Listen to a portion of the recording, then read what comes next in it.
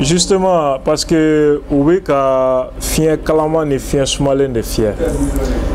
Mais autant, aller ni autant ignorer qu'au G5 Sahel ni autant à la territoire ka mo Soudan Malila. Et puis comment mi fora il fana ote here Malima. Na fora que les damado ko fait aller ko G5 ni Malima segi ka don G5 na ko et G5 ko bané. Bon, G5 kouye ko ka terrorisme kele. Terrorisme ou sigilembe et ka territoire ka munu mega Mali agressé. Bon, américain no est autant nyamogoye.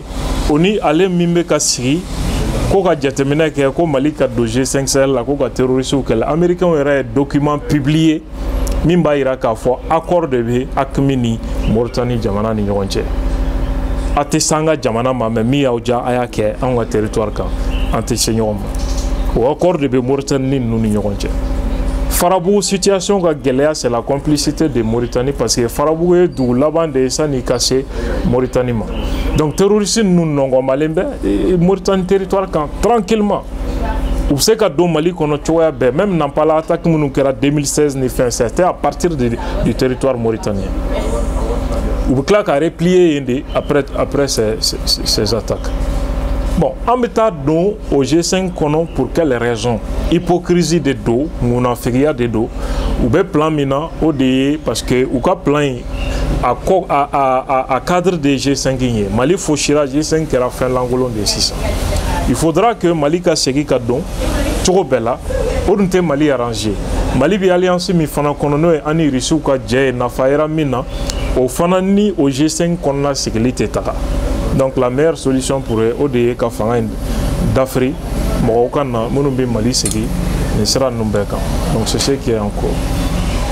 Oui, d'abord, compter passeport indili la imam di koma bewati chamambo parce que passeport in jamana nyamoro de badi bonya sera fait parce que dine mo bonya nendo anga jamana kono ni fenchama donc ce qui fait que jamana bagné tout fenchama quand tant que avec dine nyamoro de concerné ou quoi mais ananaye ka fo aller nana don fenchama de kono mi e fanga siga ko chamana bon donc kono ka position ta fanga contre le référendum ni fauna ana fanga critiquer ko de la ko passeport menena anko ma o comment te tient parce que akacha sans kelen sans flybi imam be sorti cha manke ka fanga bruja kujugu ka kuma kan kelen yera fawma passeport ma delika mine ala fo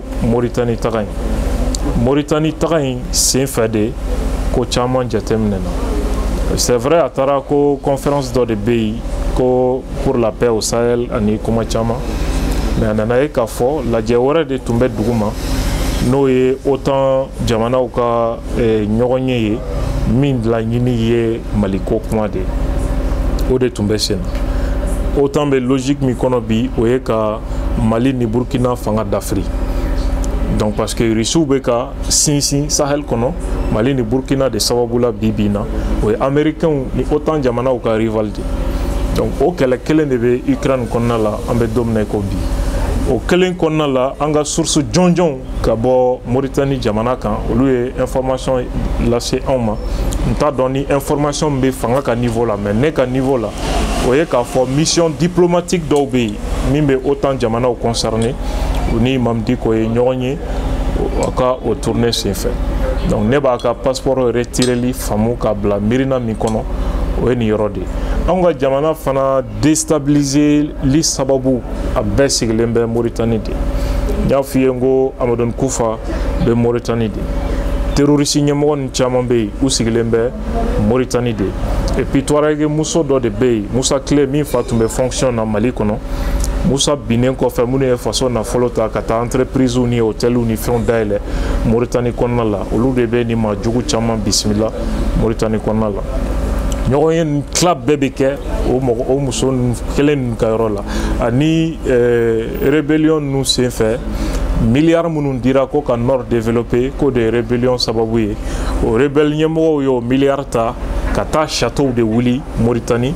kata entreprise ou daile ka Dubaou jo ni ma jugu ninnu bɛɛ dagayɔrɔ ye o villa kɔnɔnaw ni o hôtel ni fɛn dayɛlɛlen ninnu de a bɛɛ sigilen bɛ yen donc ni mɔgɔ min ni olu mɔgɔw ka lien établi la donc l'État b'a jɔ fɛ ka précaution ta parce que passeport diplomatique ye bonya dɔ de ye min bɛ se ka da caman yɛlɛ a bɛ mɔgɔ min bolo a bɛ d'i ma i ka jamana défendre a tɛ d'i ma i ka facilité sɔrɔ pour détruire le pays.